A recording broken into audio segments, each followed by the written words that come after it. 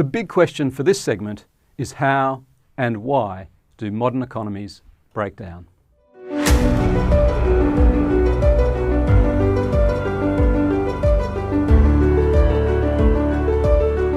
In September 2008, the collapse of Lehman Brothers triggered a global financial crisis, which in turn cascaded into the worst economic crisis since the Great Depression.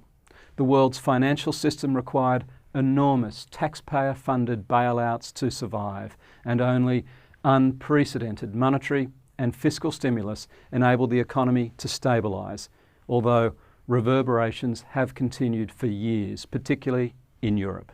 In November 2010, a little over 2 years after the onset of the crisis, Jean-Claude Trichet, the President of the European Central Bank, delivered the opening address at the ECB Central Banking Conference in Frankfurt and, reflecting on the lessons of the crisis, said, "When the crisis came, the serious limitations of existing economic and financial models immediately became apparent.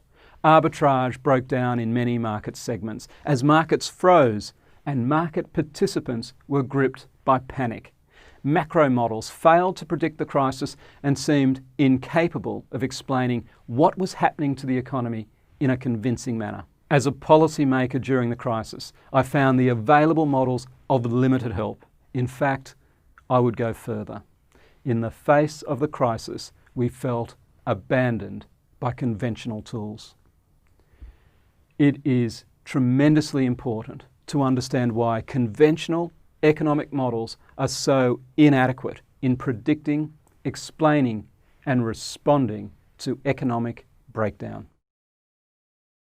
Conventional or mainstream economics can generally be described as neoclassical economics.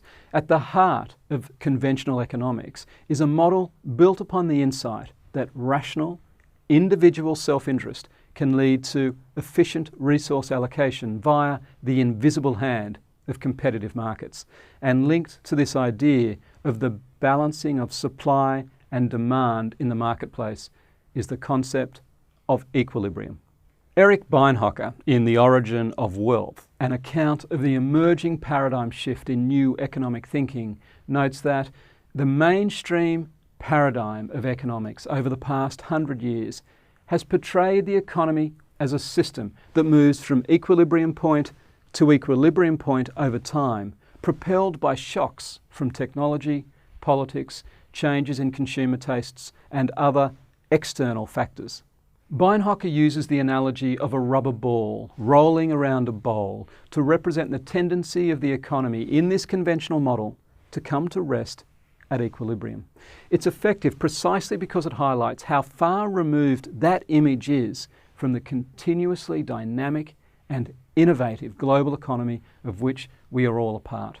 The emerging paradigm, which is challenging conventional economics, is based fundamentally on the realization that the economy is a complex adaptive system comprising a multitude of parts interacting dynamically with features such as emergence, self-organization, and the learning and adaptation of agents within the system itself.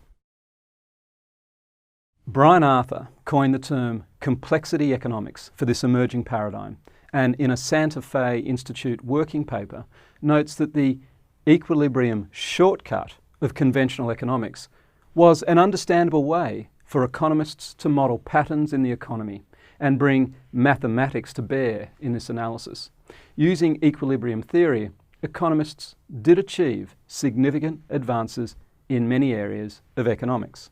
But there was a price for this simplification. Arthur writes, "I admire the beauty of the neoclassical economy, but for me the construct is too pure, too brittle, too bled of reality. It lives in a platonic world of order, stasis, knowableness, and perfection. Absent from it is the ambiguous, the messy, the real." It becomes easier to see why policymakers have appeared so bereft of credibility in the face of ambiguous, messy, and very real economic and financial challenges.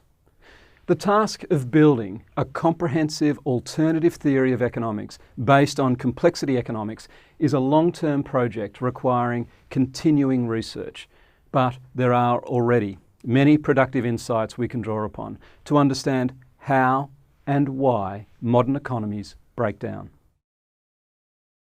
Complex systems are characterised by the presence of both positive feedbacks, which are self-reinforcing, and negative feedbacks, which are dampening. Arthur identifies a number of phenomena that appear under non-equilibrium due to the presence of feedbacks, including self-reinforcing asset price changes, what we commonly call bubbles and crashes.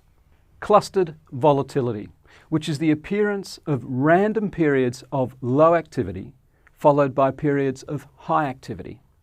Sudden percolation, which describes a change occurring in a network which may peter out in a sparse network, or alternatively may propagate and continue to propagate in a dense network for long periods and cause serious damage. Phase transitions, where a particular parameter passes a critical threshold and triggers phenomena to emerge. These concepts start to provide a way to understand the cascading changes that occur in the real economy and why so many economic crises emanate from the financial system. The Latin American sovereign debt crisis of 1982, the US savings and loan crisis of the 1980s, the stock market crash of 1987, the junk bond crash of 1989, the Asian financial crisis of 1997 and 98, the dot-com bubble crash in 2000, the onset of the global financial crisis from 2008, and the ongoing euro crisis which developed from late 2009. Financial markets may be the arteries of capitalism, but clearly the health of those arteries is an important concern for all of us. In 23 Things They Don't Tell You About Capitalism, Ha-Joon Chang argues that financial markets need to become less, not more, efficient. Chang does not dispute the absolutely essential role of financial markets in driving prosperity through the swift and efficient allocation of resources, enabling the economy to respond to opportunities, innovate and grow.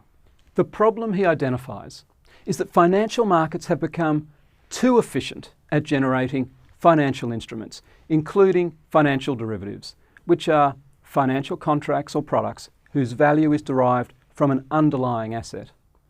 Gabriel Palmer calculated the ratio of financial assets to GDP in the UK reached 700% in 2007, whilst Jim Crotty calculated the ratio in the US increased from 400 to 500% in the 1950s and 1970s to over 900% by the early 2000s. The additional difficulty of accurately pricing the risk of many financial derivatives led Warren Buffett in 2003 to describe financial derivatives as financial weapons of mass destruction. The key point, using insights from complexity economics, is to recognise that the speed with which financial assets can be bought and sold, including by algorithmic and automated high-speed computer trading programs, facilitates rapid amplification of feedback mechanisms within a complex, adaptive system.